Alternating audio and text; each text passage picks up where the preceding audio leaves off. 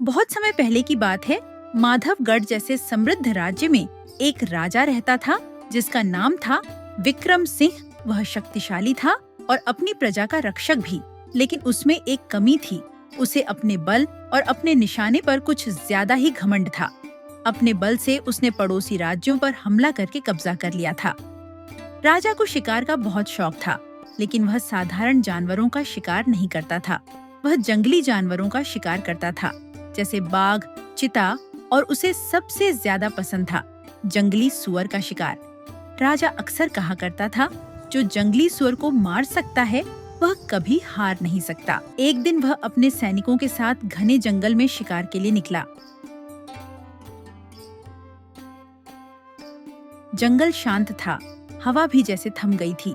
अचानक झाड़ियों में जोर से हलचल हुई। राजा ने बिना एक पल सोचे अपना तीर चढ़ाया।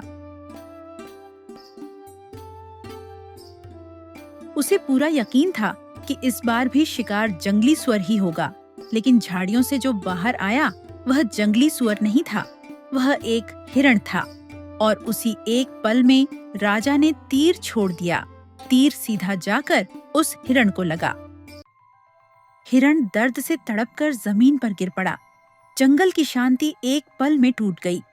राजा धीरे धीरे उसकी ओर बढ़ा। उसके चेहरे पर वही आत्मविश्वास था जो हर सफल शिकार के बाद होता था। लेकिन जैसे ही वह हिरण के पास पहुंचा, उसके कदम वहीं रुक गए। हिरण की आंखों में आंसू थे, और उन आंसुओं में डर नहीं बल्कि एक अजीब सी पीड़ा थी। ऐसी पीड़ा जो किसी इंसान की आंखों में दिखाई देती है। राजा के हाथ कांप गए। उसने धीरे से कहा, ये क्या है? तभी एक आवाज गूंजी, हर तीर सिर्फ शिकार नहीं करता। तुम कौन हो? मैं कौन हूँ यह महत्वपूर्ण नहीं है राजन, तुमने क्या किया है यह ज्यादा महत्वपूर्ण है। मैंने शिकार किया है, यह मेरा अधिकार है। गलती शिकार में नहीं है राजन, गलती उस जल्दबाजी में है जिसने तुमने बिना सोचे तीर चला दिया। कभी कभी एक फैसला पूरी जिंदगी बदल देता है राजन। तुम्हें अपने इस कर्म का सच भी समझ नहीं आएगा, तुम्हें तो इसका प्रायश्चित करना ही पड़ेगा। कौन सा सच? प्रायश्चित कैसा? मैं राजा हूँ।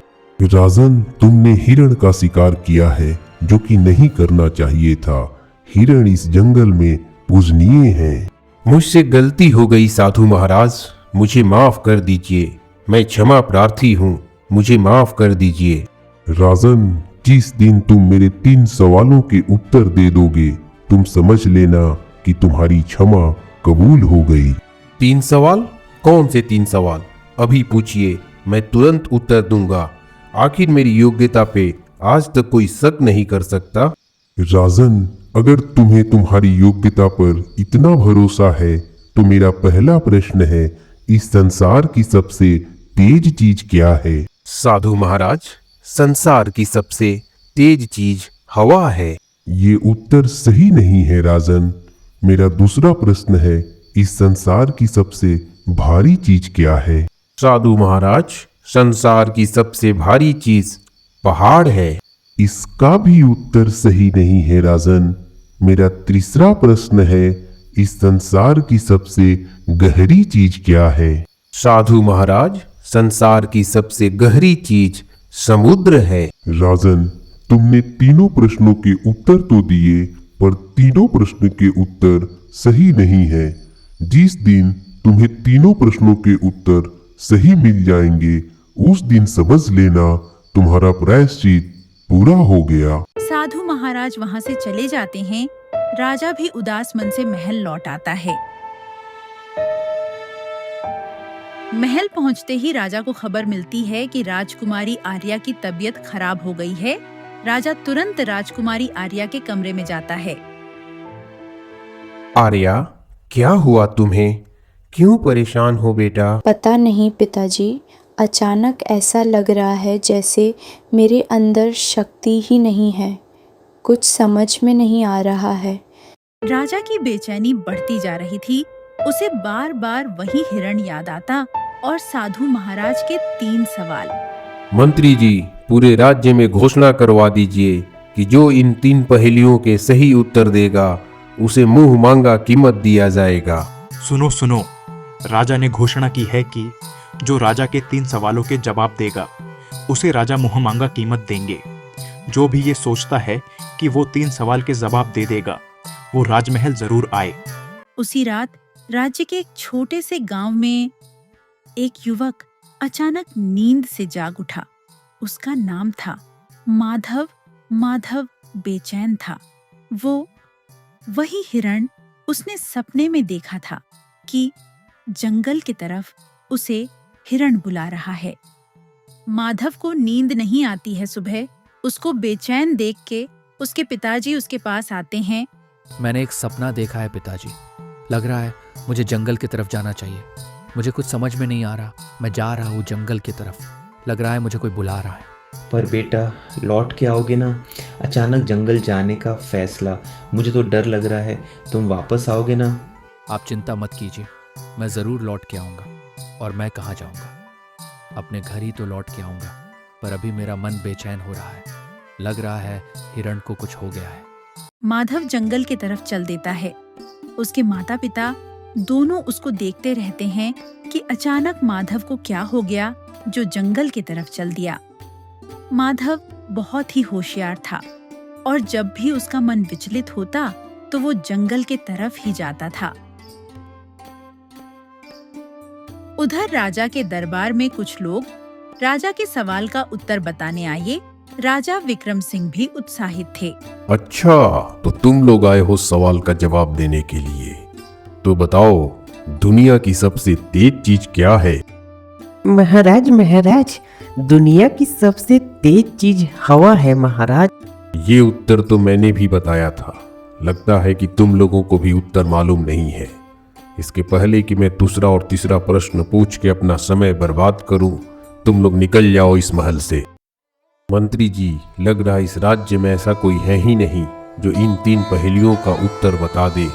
साधु महाराज ने तो हमें ऐसी दुविधा में डाल दिया है और आर्या की तबीयत भी ठीक नहीं हो रही है। मेरी बेचैनी तो और बढ़ती जा रही है। पता नहीं इसका उत्तर कौन देगा। उधर माधव जंगल के रास्ते में चलते चलते एक व्यापारी से मिलता है। किधर जा रहे हो बेटा? क्या मेरे एक सवाल का उत्तर बता दोगे? मेरा सेठ बोलता है जब तक तुम इसका उत्तर नहीं दोगे तब तक न तुम्हें बकाए पैसे दूंगा और न ही नया धंधा दूंगा। सोचा राजा से शिकायत करूं तो पता चला राजा तो खुद कुछ सवालों के उत्तर ढूंढ रहे हैं और बहुत परेशानी में है। पूछिए, मैं आपके सवाल का उत्तर ज़रूर देने की कोशिश करूँगा। नहीं तो अपनी बुद्धि से उसे हल करने की कोशिश करूँगा।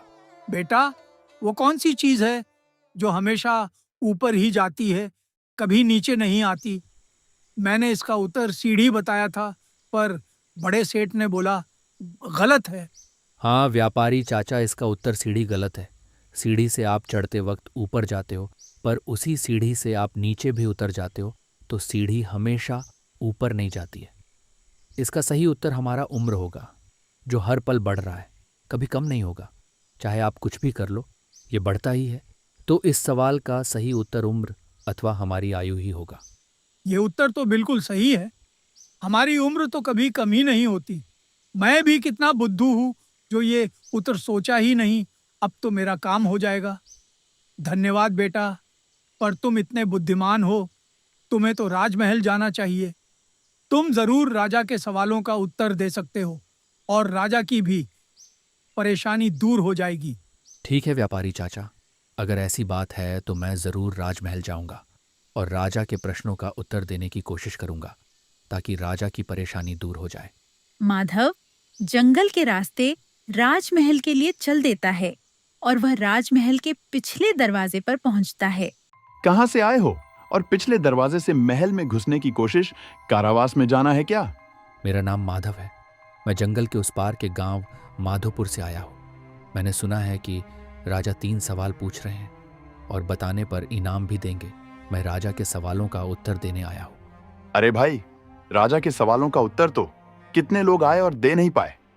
अब तुम बोल रहे हो कि राजा के सवालों का उत्तर दे दोगे और ऊपर से पीछे के दरवाजे से भी आए हो। अगर मेरे एक सवाल का उत्तर दोगे तभी मैं जाने दूंगा तुम्हें। सैनिक जी, मुझे रास्ता मालूम नहीं था तो पीछे के दरवाजे से आया। अब पूछिए अपना सवाल, उत्तर नहीं दे पाऊंगा तो वापस चला जाऊंगा। ठीक है, तो ये बताओ, ऐसी कौन सी चीज है जो जितना ज्यादा होती है उतना ही कम दिखाई देती है? इसका उत्तर अंधेरा होगा। सैनिक जी, अंधेरा जितना बढ़ेगा उतना ही हमें कम दिखेगा। अगर सब तरफ अंधेरा हो जाए तो हमें बिल्कुल नहीं दिखेगा, तो इसका सही उत्तर अंधेरा ही होगा। वाह, तुम तो बहुत बुद्धिमान हो। मुझे तो इसका उत्तर मालूम ही नहीं था। ये तो मेरे मित्र का प्रश्न था। मैं उत्तर कब से ढूंढ रहा था। जाओ माधव, तुम राज दरबार में जाओ, शायद तुम राजा के प्रश्नों का उत्तर दे दो। माधव अब राज दरबार में राजा के सामने खड़ा था। तुम कौन हो? महाराज, मेरा नाम माधव है। मैं जंगल के उस पार के माधोपुर गांव से आया हूँ। मैंने सुना है कि आप 3 प्रश्न पूछ रहे हैं और सही उत्तर पर इनाम भी देंगे। अच्छा, तुमको इतना विश्वास है कि तुम मेरे 3 सवालों का जवाब दे दोगे? ये 3 पहेलियां तो मेरा कब से जीना मुश्किल की हुई है। मैं कब से इनमें उलझा हुआ हूँ। मेरी बेटी आर्या की तबीयत बिगड़ी हुई है। पता नहीं इन पहेलियों में क्या रहस्य है। तो बताओ, दुनिया की सबसे तेज चीज क्या है? महाराज, इसका सही उत्तर हमारा मन है। हमारे मन से तेज कोई चीज हो ही नहीं सकती। मन तो पलक झपकते महाराज कहां से कहां चला जाता है। ये उत्तर तो मुझे सही लग रहा है। ऐसा मैंने पहले नहीं सोचा। तो ये बताओ, दुनिया की सबसे भारी चीज क्या है? महाराज, इस प्रश्न का सही उत्तर पछतावा है। पछतावे से भारी चीज कोई नहीं हो सकती। ये हमारे दिल और दिमाग में ऐसे घर कर जाती है जैसे हमारा जीवन हमें ही बोझ लगने लगता है। ये तो उत्तर ठीक लग रहा है। मैंने पहले क्यों नहीं सोचा? तो अच्छा ये बताओ, दुनिया की सबसे गहरी चीज क्या है? महाराज, इस प्रश्न का सही उत्तर लालच है। लालच में मनुष्य इतना डूब जाता है कि वो चाह के भी उससे बाहर नहीं निकल पाता। वो और उसमें डूबता चला जाता है। लालच ही सबसे गहरी चीज है महाराज। तभी साधु महाराज महल के अंदर आते हैं। सही कहा, एकदम सही उत्तर। अब समय आ गया है कि मैं सच्चाई उजागर कर दूं, जो वर्षों पहले से छिपी हुई है। कौन सी सच्चाई साधु महाराज? राजन, क्या तुम्हें वो युद्ध याद है जब तुमने पड़ोसी राज्य पे हमला किया था? हाँ साधु महाराज, मुझे याद है। मैंने राजा वीरभद्र के राज्य पे हमला किया था। वह युद्ध जिसमें तुमने पड़ोसी राज्य पर हमला किया था, उस युद्ध में तुमने जीत तो हासिल कर ली, लेकिन तुमने कभी यह नहीं जाना कि उस जीत की कीमत क्या थी। वह कीमत आज तुम्हारे सामने खड़ी है। क्या मतलब साधु महाराज? यह युवक कोई साधारण किसान नहीं, यह उसी राज्य का राजकुमार है जिसे तुमने तबाह किया था। मैं राजकुमार हूँ, राजा का बेटा हूँ। मैं तो माधोपुर के एक छोटे से किसान का बेटा हूँ। आप लोगों को कोई गलतफहमी तो नहीं हुई है? जब युद्ध अपने चरम पर था, पड़ोसी राजा और रानी अपने छोटे से बेटे को लेकर जंगल की ओर भागे। फिर साधु महाराज ने पूरी सच्चाई बताई कि राजा वीरभद्र और उनकी रानी अपने छोटे से बेटे को युद्ध में मारे जाने से बचाना चाहते थे। अगर हम इसे साथ ले गए तो यह भी मारा जाएगा, लेकिन अगर किस्मत ने चाहा तो यह जीवित रहेगा। मेरे बच्चे, मैं तुझे छोड़कर कैसे जाऊं? चलो, समय नहीं है। सैनिक हमारा इंतजार कर रहे होंगे। अब ये हिरण और ऊपर वाले पे भरोसा है। हर हर महादेव। राजा वीरभद्र और रानी युद्ध भूमि में चले जाते हैं, पर लौट के नहीं आते।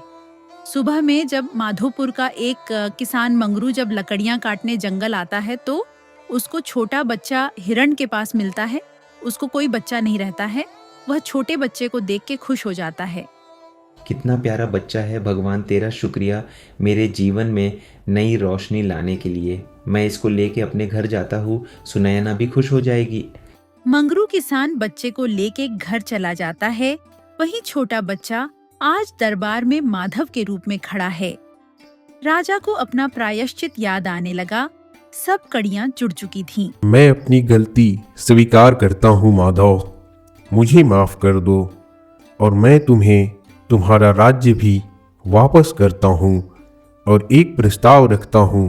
अगर तुम्हें स्वीकार्य है तो मेरी बेटी आर्या से तुम शादी कर लो। महाराज, अगर यही सच है तो मैं एक बार जरूर अपने माँ और पिताजी से पूछूंगा।